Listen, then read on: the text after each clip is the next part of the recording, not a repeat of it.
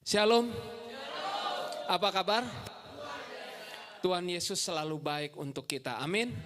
Apapun yang terjadi hari ini di dalam kehidupan kita, saya percaya Tuhan tetap memimpin kita. Amin. Sesuai dengan tema yang diberikan kepada saya pada hari ini, tangan yang selalu menopang. Amin. Baik, saya mengajak Bapak Ibu sekalian untuk membuka Alkitab kita di dalam Mazmur 37 ayat 23 hingga ayat yang ke-24. Mazmur 37 ayat 23 hingga ayat yang ke-24. Kita baca bersama-sama, ini karena dua ayat yang pendek Bapak Ibu. Kita baca bersama-sama kalau sudah semua mendapatkannya. Ya, di depan juga sudah ada. 2, 3. Tuhan menetapkan langkah-langkah orang yang hidupnya berkenan kepadanya. Apabila ia jatuh, tidak sampai tergeletak. Ini yang dikatakan oleh pemazmur bahwa Tuhan menetapkan langkah-langkah orang. Kalau ini adalah merupakan suatu janji Tuhan, tentunya janji ini dan penyertaan Tuhan tidak pernah meleset. Benar? Pasti janji Tuhan ya dan amin. Dia pasti menopang kita. Apabila kita jatuh, tidak sampai tergeletak. Lalu saya berpikir lagi, yang hendak saya tanyakan kepada kita semua adalah, apakah hidup kita ini sudah digantungkan atau diserahkan ke dalam tangan Tuhan? Ini yang menjadi satu masalah. Sebab ditulis di dalam ayat 23 Bapak Ibu, Tuhan menetapkan langkah-langkah orang. Artinya dia menyertai, artinya dia melingkupi, artinya dia melindungi, mengcover. Karena menetapkan, kalau sudah ditetapkan itu pasti sebuah kejadian yang pasti. Seperti sebuah peraturan. Kalau sudah disahkan, ditetapkan menjadi sebuah peraturan, menjadi sebuah hukum, maka itu adalah sebuah hal yang pasti. Kalau seseorang melanggar hukum tersebut, maka akan ada sanksinya. Demikian juga janji Tuhan. Kalau Tuhan bilang sudah menetapkan langkah-langkah orang, dia pasti menetapkan. Amin. Masalahnya ada satu syarat yang kadang-kadang kita tidak pernah bahas di dalam hal ini. Yaitu kalimat berikutnya. Yang hidupnya apa? Berkenan kepadanya. Ini yang menjadi satu masalah buat kita semua. Yang hidupnya berkenan kepadanya. Saya kemarin malam itu penasaran dengan kata berkenan. Jadi saya buka bahasa aslinya. Di dalam King James Version itu ditulis delighted. Berkenan itu diterjemahkan dengan bahasa Inggrisnya delighted. Yang artinya bukan saja berkenan tetapi menggembirakan. Menggembirakan hati Tuhan. Jadi kalau ditulis yang hidupnya berkenan bukan saja berkenan. Berkenan itu mungkin di dalam satu terjemahan yang luas bisa dikatakan sebagai sesuatu yang orang yang hidupnya selalu menurut kepada perintah Tuhan, kepada firman Tuhan. Tetapi tidak sampai di situ. Berkenan diterjemahkan dengan kata delighted yang artinya menggembirakan, menyukakan hati Tuhan. Saya sering sebut di beberapa kali khotbah, kita ini harus menjadi anak-anak kesukaan Tuhan yang menggembirakan hati Tuhan. Amin. Kalau seorang anak menggembirakan hati orang tuanya, tentu tanpa diminta orang tuanya akan mencukupkan segala sesuatu yang diperlukan anak itu. Amin. Jadi di sini yang saya mau menekankan adalah bagaimana hidup kita ini berkenan. Kalau Tuhan menetapkan langkah-langkah orang, itu sudah ketetapan. Itu sudah ketetapan. Yang diputuskan oleh Tuhan, kalau orang yang hidup di dalam Tuhan, yang berkenan kepadanya, pasti akan ditetapkan langkahnya. Langkah-langkah itu merupakan satu rencana Tuhan, satu rancangan Tuhan. Kalau merupakan rancangan Tuhan adalah rancangan damai sejahtera, amin. Bukan rancangan kecelakaan. Tetapi saya hendak bertanya lagi kepada kita semua, apakah hidup kita ini sudah berkenan di hadapan Tuhan? Apakah hidup kita ini sudah menggembirakan hati Tuhan? Ini yang paling penting. Mungkin kita puluhan tahun ke gereja. Mungkin kita sudah 10, 20, 30, 40, 50 tahun dibaptis. Tetapi apakah hidup kita ini berkenan? Bukan saja kita rajin beribadah, rajin ikut komsel, rajin ikut persekutuan doa. Tetapi apakah di dalam kehidupan kita sehari-hari kita menaruh hati kita kepada Tuhan? Hidup ini terlalu singkat Bapak Ibu. Kita harus serupa dengan Kristus. Amin. Sempurna seperti Bapa. Itu tujuan orang Kristen.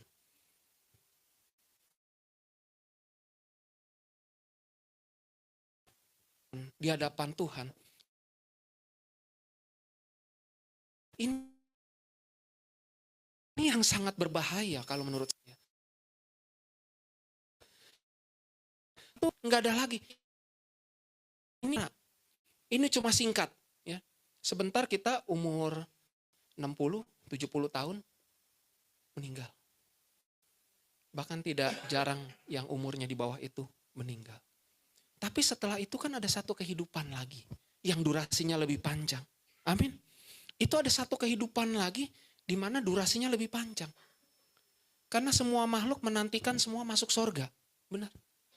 Mungkin sebagian kita di sini yang ke gereja pasti takut kalau nanti mati masuk neraka. Makanya rajin ke gereja. Makanya rajin berdoa. Makanya rajin dengar firman.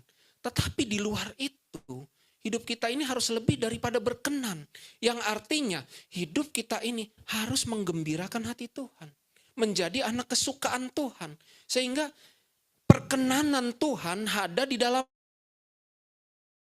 hidup kita. Sehingga dia pasti menetapkan langkah-langkah kita. Sehingga ketika kita melangkah, kita terpleset, kita terjatuh, tidak sampai tergeletak. Sebab Tuhan menopang tangannya. Kenapa Tuhan menopang tangannya? Karena hidupnya berkenan. Nah, ini adalah hubungan sebab akibat yang timbal balik. Yang sebenarnya kita harus memikirkan hal ini.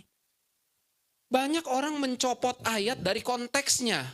Jadi ayat 24 ini diambil. Apabila ia jatuh tak sampai tergeletak.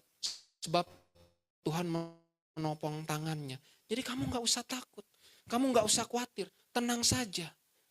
Tetapi kalau orang ini tidak hidup di dalam perkenanan Tuhan, hidupnya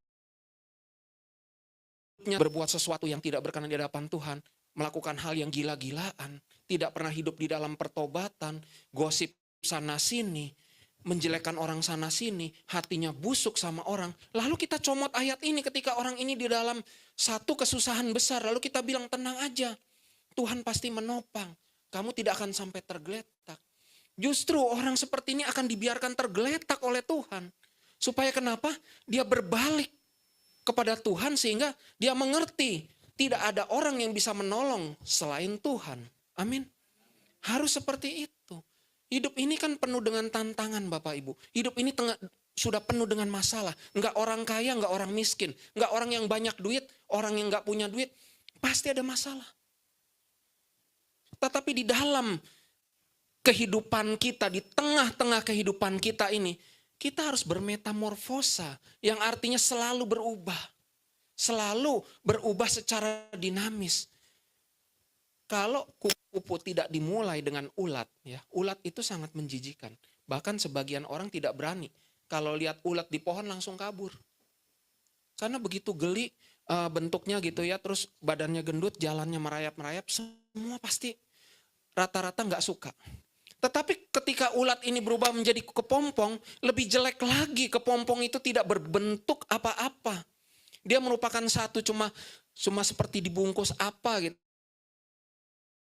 Itu ya, warnanya putih-putih. Bahkan kalau itu nempel di pohon, tidak segan-segan banyak orang itu ngebuang itu. Tetapi ketika dia menetas menjadi kupu-kupu, itu luar biasa, benar. Bahkan kupu-kupu sering dipajang di di tempat-tempat wisata atau apa yang sudah di air keras tuh, karena bentuknya yang begitu indah, sayapnya yang begitu indah. Tetapi jangan lupa kupu-kupu itu mengalami metamorfosa. Suatu perubahan di mana dari hal yang tidak baik, dari hal yang buruk rupa menjadi sesuatu yang indah. Artinya kehidupan manusia ini harus berubah. Tidak bisa kita selalu di dalam zona nyaman. Sehingga kita tidak mengerti nanti Tuhan itu menopang kita atau tidak. Ketika kita jatuh. Karena kita selalu berada di dalam zona nyaman. Selain bermetamorfosa, orang itu harus bermetanoia. Yang artinya bertobat, berbalik 180 derajat. Yang tadinya cinta akan dunia ini, berubah menjadi cinta kepada Tuhan luar biasa. Kita sering nyanyi, ku mau cinta Yesus. Apa benar? Coba cek diri kita masing-masing. Apa kita sudah seperti itu? Atau kita ikut Tuhan karena kita takut? Takut miskin, takut sakit, takut mati. Harusnya ketika kita mengikut Kristus, kita mengerti kalau harusnya diri kita mengasihi Tuhan Yesus dengan sepenuh hati. Amin. Aku mengasihi Engkau Yesus dengan harusnya seperti itu. Sehingga kita tahu kalau Tuhan itu sudah menetapkan kita. Kalau kita hari ini ada di dalam ruangan ini, bisa memuji Tuhan, bisa mendengarkan firman Tuhan. Itu satu kesempatan yang sebenarnya tidak bisa terulang. Kita nggak tahu kapan kita dipanggil pulang. Beberapa kali saya menonton video ada orang yang sedang melayani, tiba-tiba meninggal di atas mimbar tanpa sebab yang jelas. Tiba-tiba jatuh. Karena hidup ini begitu singkat. Kalau kita tidak hidup berkenan di hadapan Tuhan, mau bagaimana lagi hidup kita ini Bapak Ibu? Mau dibawa kemana hidup kita? Hidup ini begitu singkat. Saya kira kita tidak perlu bermacam-macam lagi di dalam hidupan ini.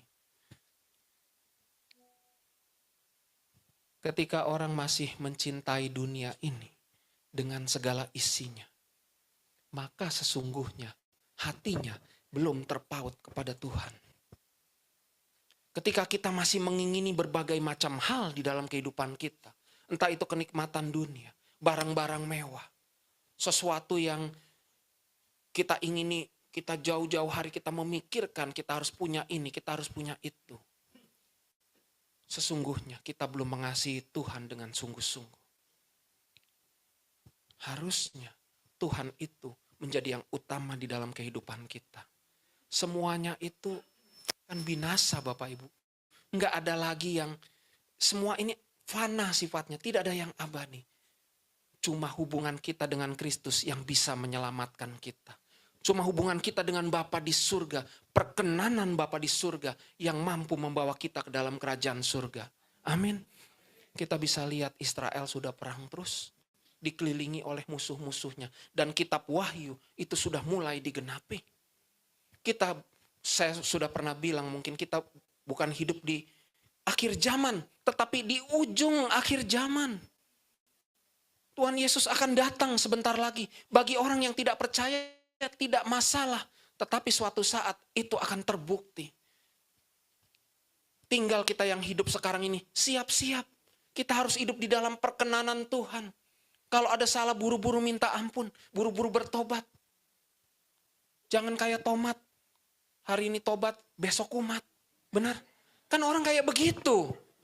Iya kan? Hari ini tobat, besok kumat. Enggak apa-apa, minta ampun lagi. Latihan kita terus minta ampun kepada Tuhan. Sampai hidup kita berkenan di hadapan Tuhan. Sehingga suatu saat kita jatuh tidak sampai tergeletak. Sebab Tuhan menopang tangan kita. Oleh sebab itu tema hari ini adalah tangan yang selalu menopang. Tangan yang selalu menopang itu sudah pasti. Tetapi hidup kita ini apakah sudah pasti berkenan di hadapan Tuhan? Itu yang menjadi masalah Bapak Ibu. Itu yang menjadi masalah besar di dalam kehidupan kita. Banyak orang Kristen yang masih meragukan pertolongan Tuhan. Banyak orang Kristen yang masih tidak percaya kepada pertolongan Tuhan. Sehingga pertolongan itu tidak pernah datang. Sehingga pertolongan itu tidak pernah menyelamatkan dia. Ketika Rasul Petrus berjalan di atas air, ketika dia ragu-ragu, dia mulai tenggelam, benar? Karena kenapa? Meragukan.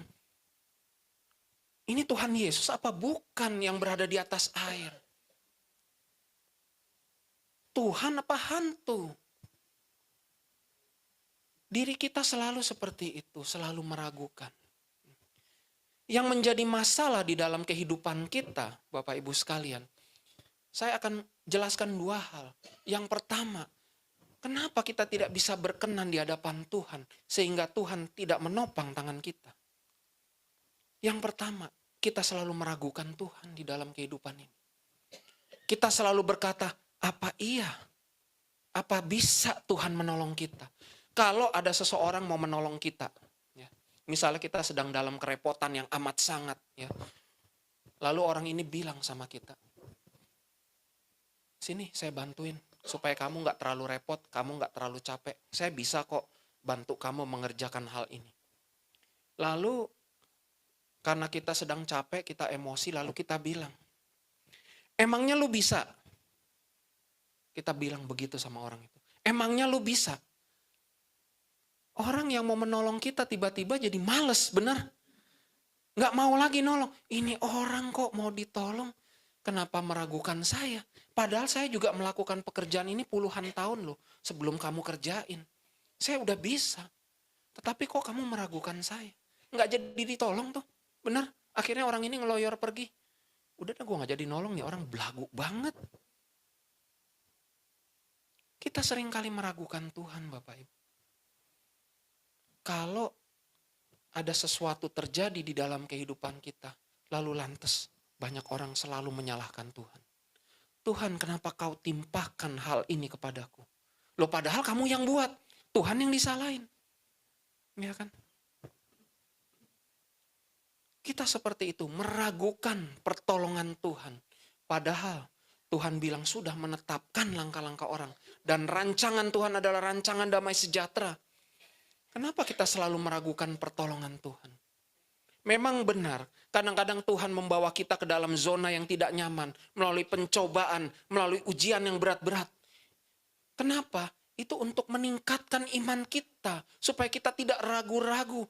Di dalam kesusahan kita, Tuhan menolong kita. Mujizat itu terjadi ketika kita dalam keadaan kepepet dan dalam keadaan susah, benar? Tidak pernah mujizat terjadi orang dalam keadaan makmur, sehat-sehat, duit banyak. Mujizat nggak pernah terjadi. Coba perhatiin. Mujizat itu terjadi ketika orang dalam keadaan sakit disembuhkan, benar? Ketika Tuhan Yesus berada di satu pesta perkawinan di Kana, anggur habis. Itu suatu kesulitan yang besar loh. Ketika buat orang Yahudi, ketika anggur itu habis, itu merupakan satu kejadian yang sangat hina. Karena anggur itu maknanya begitu penting di dalam satu pernikahan orang Yahudi, bangsa Israel. Jadi kalau sampai anggur habis, itu keluarga itu malunya bukan main. Benar? Justru di dalam kesusahan, di dalam kepepet ya, waktu-waktu yang kepepet di dalam kesakitan, mujizat itu baru terjadi. Makanya kadang-kadang Tuhan membawa kita ke dalam satu keadaan yang tidak nyaman.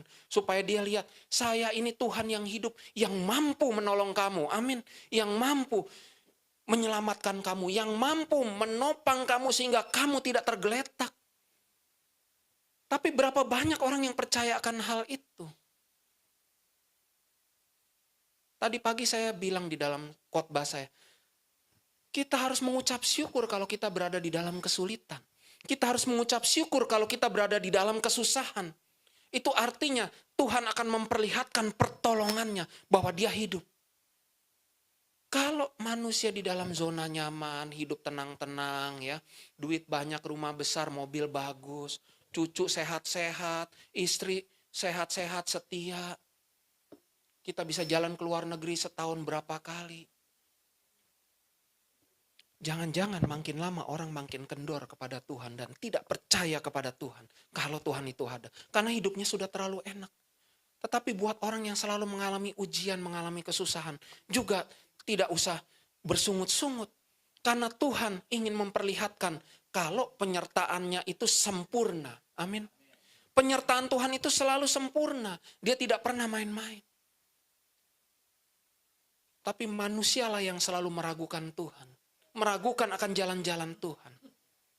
Mazmur 23, Mazmur Daud itu berkata apa? Sekalipun aku berjalan lewat lembah kekelaman, aku tidak takut bahaya. Sebab gadamu dan tongkatmu, itulah yang menghibur aku. Yang artinya apa?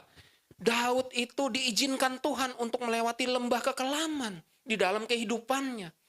Tetapi dia percaya gada dan tongkat Tuhan, itulah yang menghibur aku. Setelah itu Daud diangkat di dalam kemuliaan. Sampai sekarang lambang dari Daud itu bendera Israel dipakai sampai sekarang ini. Itu lambang dari Raja Daud, bintang segi 6 itu. Karena dia tidak meragukan Tuhan. Mungkin kita sekarang meragukan pertolongan Tuhan. Mungkin kita sekarang meragukan Tuhan itu benar-benar ada atau tidak. Mungkin kita sekarang meragukan Tuhan. Apakah Tuhan itu Tuhan yang hidup? Apakah Tuhan itu Tuhan yang peduli kepada kita? Terkadang Tuhan memberikan ujian, dia sengaja untuk tidak langsung mengulurkan pertolongannya kepada kita. Supaya kenapa? Kita diajar untuk setia di dalam kesusahan kita. Amin. Kita diajar setia di dalam kesakitan kita. Kita diajar setia di dalam problema, entah itu rumah tangga dan lain sebagainya. Tapi berapa banyak orang yang tahan uji akan hal itu. Baru gak punya duit sedikit udah mengeluh, nyalahin Tuhan. Tuhan, kenapa engkau tidak memberkati aku? Padahal aku rajin ke gereja, aku rajin kasih perpuluhan, dan itu gak ada hubungannya. Perkara memberkati tidak memberkati, itu adalah haknya Tuhan. Kita tidak bisa komplain Tuhan, apalagi lewat perpuluhan.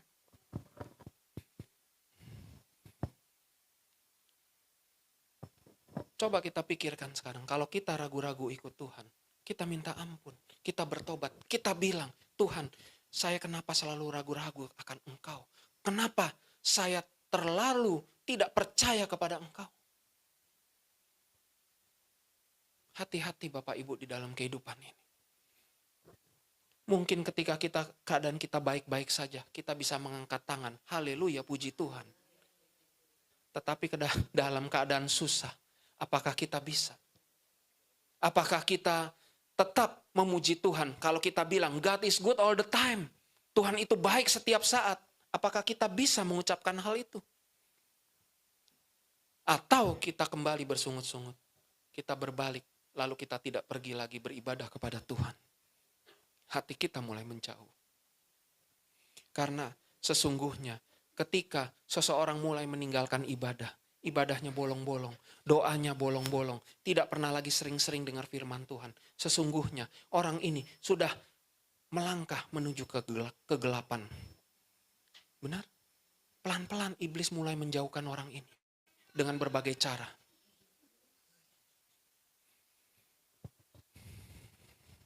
Ayo kita benahi diri kita. Berkenan di hadapan Tuhan. Kalau ibadah yang sungguh-sungguh, amin. Jangan cuma ada waktu baru datang ke tempat ini. Tiap minggu harus berkorban waktu untuk Tuhan. Dengerin firman Tuhan. Amin. Itu justru yang mengubah hidup kita. Dari kegelapan menuju terang yang abadi. Kalau kita tidak mendengarkan firman Tuhan terus-menerus, kendor. Lama-lama kita tidak bisa lagi berkenan di hadapan Tuhan. Padahal perkenanan Tuhan itu sangat diperlukan. Kenapa? Supaya apabila kita jatuh tak sampai tergeletak. Sebab Tuhan menopang tangannya. Paham gak kita sampai di sini akan pentingnya hidup berkenan di hadapan Tuhan? Yang kedua, Bapak Ibu. Manusia lebih sering minta tolong kepada Tuhan. Manusia lebih sering minta tolong kepada manusia dibanding kepada Tuhan. Tuhan ditaruh di tempat yang paling belakang. Ketika si A nggak bisa nolong, si B nggak bisa nolong, si C nggak bisa nolong, sampai 10 orang, baru kita berseru kepada Tuhan. Tuhan tolong, aku sudah tidak mempunyai jalan keluar.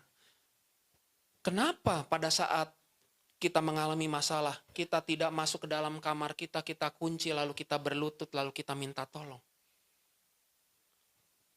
Tuhan itu harus kita jadikan P3K, pertolongan pertama. Pada kecelakaan, yaitu istilahnya. Tetapi maksud saya adalah utamakan Tuhan di dalam setiap gerak hidup kita, Bapak Ibu. Kalau ada masalah ngadu sama Tuhan. Jangan ngadu sama manusia. Ngadu sama manusia besok satu RT tahu, bener? Lah kan seringnya begitu. Manusia kan sering ngegosip, digosok-gosok makin. Nah itu udah tahu. Bener? Karena kita sering kali menjadi pelaku. Ya kan? Kita menjadi pelaku hal itu. Nggak suka sama Pak Gembalanya. Pak Gembala diomongin, bener? Sampai bukan saja satu gereja, tetapi satu gang ini tahu. Kan kacau. Apa begitu hidup yang berkenan di hadapan Tuhan? Ya. Manusia lebih sering minta tolong kepada manusia lain dibanding kepada Tuhan. Sampai akhirnya Tuhan itu cemburu. Di dalam perjanjian lama ditulis, Allah itu yang namanya cemburuan. He is jealous di dalam bahasa Inggris. He is jealous. Dia adalah orang yang Tuhan yang cemburuan, yang tidak bisa diduakan. Tetapi manusia sering menduakan Tuhan. Lebih sering minta tolong kepada orang lain dibanding kepada Tuhan. Kalau udah mentok, nggak ada apa-apa lagi, baru datang kepada Tuhan.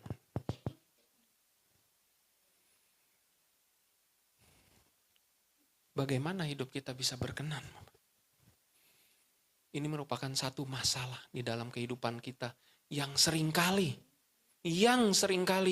mengganggu hubungan kita dengan Tuhan. Kita lebih percaya orang lain dapat menolong kita.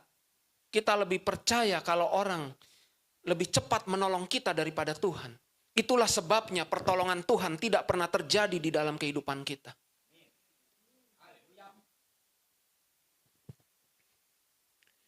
Ini merupakan satu problema hidup, Bapak Ibu. Di mana kita harus berubah, harus bertobat. Tidak lagi mengandalkan manusia. Karena di Alkitab ditulis, terkutuklah orang yang mengandalkan manusia. Kita harus hidup berkenan. Karena hidup ini begitu singkat. Dan berlalunya terlalu terburu-buru. Terlalu terburu-buru. Kita hampir-hampir setiap hari kehabisan waktu, benar? Apalagi yang bisnis, apalagi yang berdagang. Kayaknya waktu itu benar-benar kurang. Sehingga akhirnya dalam konteks hubungan kita dengan Tuhan, itu kita singkirkan dulu. Kita tidak lagi mengutamakan Tuhan di dalam kehidupan ini. Dan itu sering terjadi buat orang-orang yang selalu sibuk di dalam pekerjaan dan bisnisnya setiap hari. Padahal Tuhan ingin kita duduk di bawah kakinya. Amin. Tuhan ingin kita bersekutu dengannya. Nggak peduli keadaan kita hari ini seperti apa. Dia ingin kita duduk di bawah kakinya. Supaya hidup kita berkenan. Supaya dia selalu menopang hidup kita. Tetapi apa yang kita buat? Apa yang manusia-manusia lain buat? Tiap hari selalu sibuk. Tiap hari sudah tidak ada waktu untuk bersekutu dengan Tuhan.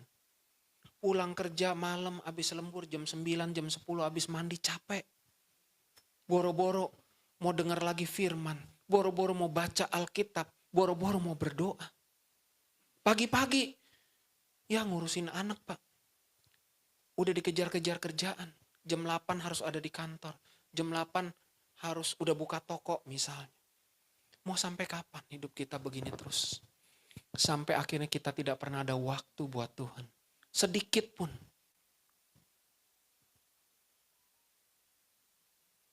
Kalaupun ada waktu, itu hanya sekali-sekali saja. Sehingga hidup kita bagaimana mau berkenan. Tuhan ingin kita duduk di bawah kakinya Bapak Ibu. Untuk menyatakan isi hati kita. Apakah hidup kita ini hari ini berbuat dosa? Tuhan tidak peduli, yang penting kita duduk di bawah kakinya. Minta ampun. Apakah hari ini kita terlalu sibuk? Luangkan waktu untuk Tuhan. Setengah jam kah? 1 jam kah? Ini perlu Bapak Ibu. Kalau Pak Gembala, saya salut, angkat jempol. Setiap hari kirimin renungan itu selalu tepat waktu ya Pak Gembala itu. Jam 5, kadang-kadang jam 5 kurang tuh renungan udah sampai di handphone saya loh. Bayangin tuh. Itu suatu konsistensi yang perlu kita latih diri kita. Saya juga begitu kadang-kadang, aduh saya tuh mau doa pagi ya. Udah pulang malam seharian capek. Rasanya tuh saya mau bangun jam 4:30 pagi, aduh Tuhan masih enak pelok guling nih Tuhan. Tetapi kalau saya begitu terus selalu saya khotbah di atas mimbar, saya itu bohongin jemaat bener. Saya bohongin orang-orang. Dan saya gak boleh begitu. Kalau saya bilang lalu kita tiap-tiap hari bersekutu dengan Tuhan dengan dengar firman dan lain sebagainya, baca Alkitab. Lalu saya tidak melaksanakan hal itu, saya juga bohong. Saya cerita bohong di atas mimbar. Lalu apa yang saya beritakan? Sementara diri saya tidak melakukan hal itu. Oleh sebab itu kita perlu untuk supaya kita tetap setia dan konsistensi kepada Tuhan. Ada yang mengganggu? Oh, baterai saya. Mau diganti dulu.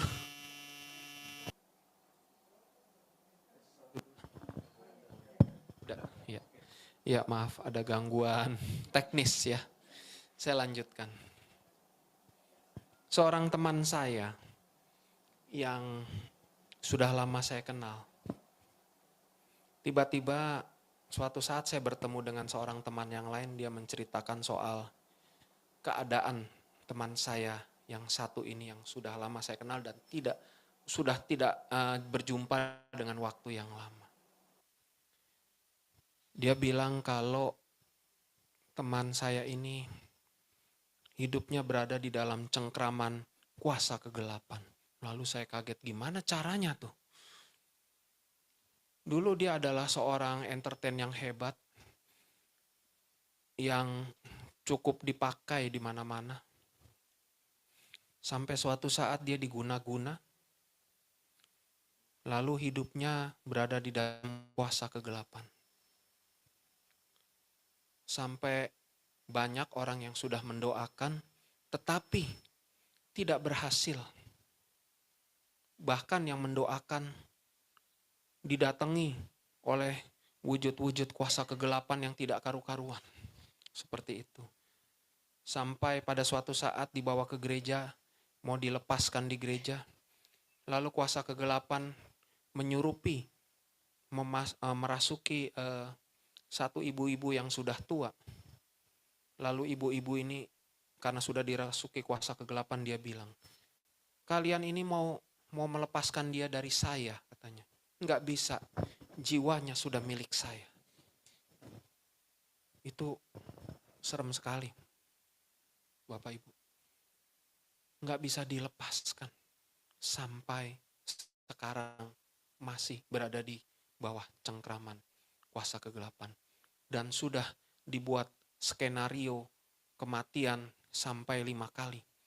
Dan sudah berjalan 3 kali. Tetapi teman saya ini belum mati. Jatuh dari beberapa lantai ketinggian di atas, tidak meninggal. Ditabrak mobil, tidak meninggal. Tinggal 2 skenario lagi dari 5. Nggak tahu dia bisa lolos atau enggak. Saya berpikir-pikir, kenapa orang yang katanya percaya kepada Tuhan Yesus bisa seperti ini? Apakah Tuhan tidak menyertai? Apakah Tuhan membiarkan orang ini sampai terlarut begitu rupa di dalam suatu kuasa kegelapan, sehingga sampai akhirnya yang mendoakan itu didatangi oleh satu kuasa kegelapan yang menguasai sebagian wilayah Indonesia yang berpakaian hijau-hijau itu. Itu luar biasa. Lalu saya mendapatkan sebuah jawaban. Teman saya ini mungkin dia lupa Tuhan, ya. sehingga hidupnya tidak berkenan kepada Tuhan.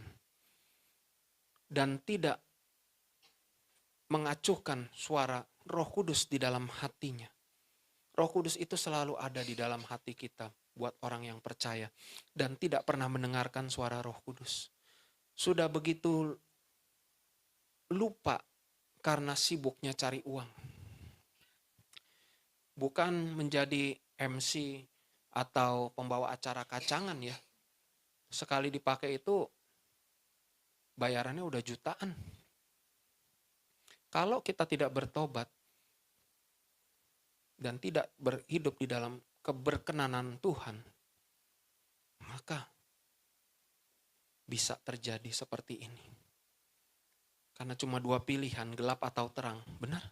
Kalau kita tidak berada di dalam terang Tuhan, kita berada di dalam kehidupan kuasa kegelapan. Selamanya iblis akan mencengkram. Mungkin kita tidak mengalami seperti teman saya itu hari ini. Kita terlihat semua baik-baik saja. Tetapi kita tidak tahu kalau sesungguhnya mungkin di antara kita masih ada yang hidupnya di dalam kuasa kegelapan tanpa disadari. Itu lebih berbahaya lagi. Kalau kita sadar diri kita diisi dengan kuasa kegelapan, ada kuasa kegelapan di dalam diri kita, itu lebih gampang. Tetapi yang lebih bahaya, orang ini tidak sadar kalau kuasa kegelapan sudah menguasai dirinya. Mencengkram dirinya begitu rupa. Sehingga sulit untuk berada di dalam hadirat Tuhan.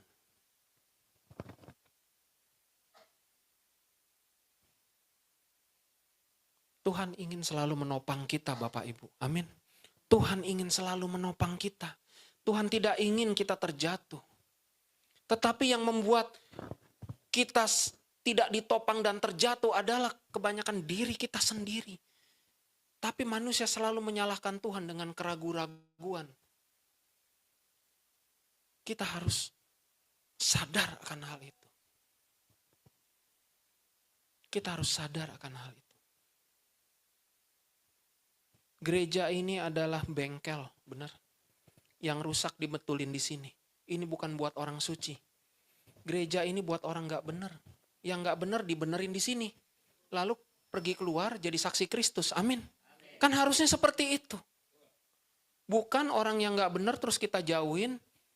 Orang yang berdosa kita jauhin. Lalu siapa yang mau menyelamatkan dia? Kebanyakan gereja seperti itu. Dan saya yakin Pak Gembala di sini itu luar biasa. Saya tahu Pak Gembala itu dari saya masih kecil. Ini udah umurnya harusnya pantas jadi orang tua saya. Gereja ini bengkel. Kalau Bapak Ibu merasa hidupnya kurang benar, rajin-rajinlah ke gereja dengar firman. Amin. Supaya yang gak benar jadi dibenerin. Pada suatu saat,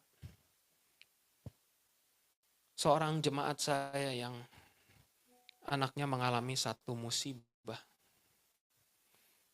Belum lama ini dia bilang kepada saya, Pak Pendeta bisa nggak tolong saya? Tolong apa Ibu? Saya belum tahu masalahnya. Anak saya itu udah kecelakaan sama pasangan, sama pacarnya. Tahu ya kecelakaan ya? Saya tidak perlu menjelaskan.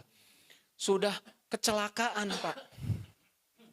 Terus nggak ada gereja yang mau memberkati. Katanya ini jinah. Lalu anak saya bagaimana Pak nasibnya? Dia mau bertobat. Dan dia menyesali perbuatannya sama kekasihnya ini. Tetapi banyak beberapa gereja yang sudah didatangi menolak. Karena tidak mau gereja memberkati orang yang sudah berzina. Lalu saya bilang, bawa anak kamu kemari, saya yang berkatin. Saya bilang, Bapak enggak takut sama konsekuensinya? Enggak, saya enggak takut. Saya bilang, orang mau bertobat, mau hidup benar-benar, menyesali perbuatannya, lalu ditolak sana sini. Saya bilang sini, saya yang berkatin, saya mau, saya bilang. Kenapa orang mau bertobat terus enggak dikasih? Apakah kita lebih suci, saya bilang, daripada orang ini? Seperti Tuhan Yesus bilang kan, Barang siapa yang tidak pernah berbuat dosa, silakan nomor 1 ambil batu, lempar perempuan ini dengan batu. Benar? Saya bilang saya berkatin. Saya tidak takut dengan konsekuensinya, saya bilang. Lalu kita membiarkan orang ini kumpul kebo sampai nanti dia mati. Tanpa Tuhan menurunkan berkat. Barang siapa minta ampun kan kata Tuhan diampuni, benar? Walaupun dosamu seperti merah seperti kirmisi akan dibuat putih seperti. Kenapa? Saya bilang sini, saya berkatin, saya bilang. Lalu akhirnya terjadilah pemberkatan itu. Saya bilang kepada jemaat saya bilang, kalian masih ingat cerita tentang Tuhan Yesus diurapi kakinya oleh perempuan pelacur? Dengan minyak seharga berapa? Nah itu tahu ceritanya, 300 dinar. Itu uang hasil melacur Bapak Ibu. Benar? Karena profesinya apa? Melacur. Kok Tuhan izinin? Saya mau tanya. Dan membasuh dengan minyak seharga 300 dinar, lalu menyeka dengan rambutnya. Bukankah semua orang berdosa diizinkan Tuhan dan punya hak untuk bertobat? Kalau saja orang yang berdosa tidak diizinkan Tuhan untuk bertobat, tentu cerita ini tidak akan pernah ada. Tidak akan pernah terjadi. Karena Tuhan Yesus itu ya Tuhan, dia diisi dengan logos, dengan firman, dan hidupnya itu benar-benar menjadi terang. Sementara perempuan ini hidup di dalam kegelapan. Tetapi kenapa Tuhan mengizinkan kakinya diurapi oleh perempuan ini dengan minyak seharga 300 dinar hasil melacur? Bukan hasil dari kerja bertani loh, karena ini profesinya pelacur. Ada kemungkinan besar uangnya dari hasil melacur. Tapi Tuhan izinkan hal itu terjadi. Kenapa banyak orang Kristen tidak pernah bisa mengampuni? Sehingga hidupnya menjadi tidak berkenan di hadapan Tuhan. Sampai mati, gue gak akan ampuni orang ini. Benar? Seringkali kita mendengarkan hal itu. Baru kemarin 2 hari lalu saya dengar cerita itu dari teman saya. Encik gue bilang Ben katanya. Sampai mati gue gak mau ketemu sama dia lagi. Sama dianya itu siapa? Sama adiknya sendiri. Gue gak mau ketemu lagi, dia udah terlalu nyakitin hati gue. Jangan sampai dia nginjak rumah gue lagi. Bayangin. Itu menjadi satu yang luar biasa di dalam kehidupan orang Kristen. Firman apakah yang kita sudah dengar Bapak Ibu? Apakah hidup seperti ini yang ditetapkan Tuhan berdasarkan Mazmur 37 ayat 23? Kalau Tuhan menetapkan langkah-langkah orang yang hidupnya berkenan di hadapannya. Sementara hidup kita tidak pernah berubah. Kita hina orang terus. Kita ngomongin orang terus. Kita nggak bisa maafin orang. Kita busuk-busukin orang, fitnah orang. Aduh, luar biasa hidup orang Kristen. Berubah, amin. Berubah menjadi orang yang berkenan. Supaya pada satu saat kita jatuh, Tuhan menopang tangan kita sehingga kita tidak ditertawakan oleh orang lain. Kita tidak ditertawakan oleh musuh-musuh kita. Ampuni orang yang berbuat salah kepada kita. Amin. Itu doa Bapa kami. Doa yang diajarkan oleh Tuhan Yesus. Tetapi kebanyakan orang lebih senang sama doa Yabes. Benar? Kiranya engkau memberkati aku berlimpah-limpah. Terlalu serakah hati manusia. Padahal Tuhan Yesus dengan doa Bapa kami berkata apa? Berikanlah kepada kami makanan hari ini yang bukan yang berlimpah-limpah. Itu artinya apa? Tuhan mengajarkan kita supaya kita hidup sederhana. Kita hidup secukupnya. Yang penting kita hidup di dalam wewenangan Tuhan. Di dalam ketetapan langkah-langkah yang sudah ditetapkan oleh Tuhan. Tetapi orang Kristen lebih senang doa Yabes.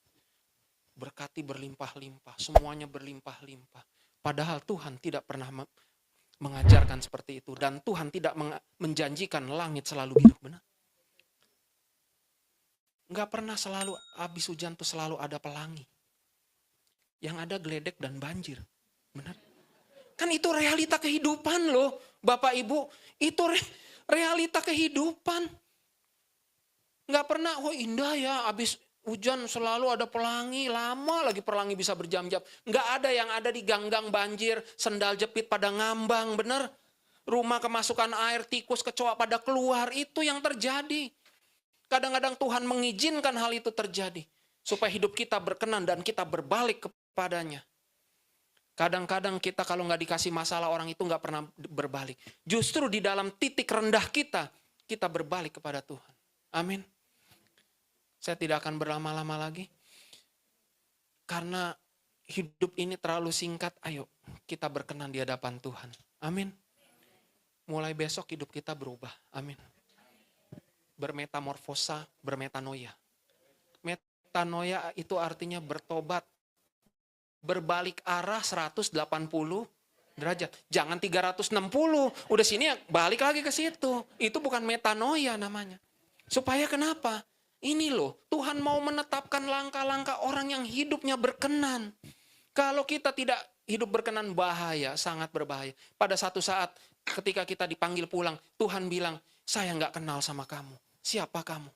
Kamu nggak pernah menurut kepada firman-Ku. Kamu nggak pernah hidup berkenan di dalam perkenananku.